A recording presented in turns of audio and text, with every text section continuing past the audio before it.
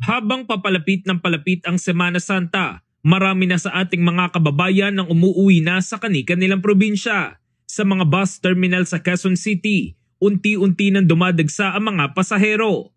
Bagamat sa susunod na linggo pa ang inaasahan dagsa ng mga pasahero, nag-inspeksyon ang MMDA sa mga bus terminal sa Cubao. Ayos na terminal, ayos ang buses, ayos ang facilities, at ganoon din po na yung mga drivers nila, mga buses sa kanilang sasakyan ay nasa maayos na kalusugan para na rin po sa kanilang comfort and safety. Kasabay ng inspeksyon, isinailalim ang lahat ng driver at konduktor ng bus sa random drug testing ng PIDEA. Kapag nagpositibo, hindi sila papayagang makabiyahe. Sa ngayon, normal pa rin ang dami ng mga pasahero sa mga bus terminal sa Cubao.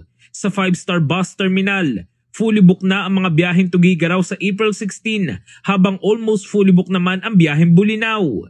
Sa Baliwag Transit, wala pang fully book na mga biyahe kaya pwedeng-pwede ang mga walk-in na passenger. Simula naman sa Martes hanggang sa Huwebes sa susunod na linggo, 24 oras na ang operasyon ng Baliwag Transit para sa mga uuwi ng probinsya.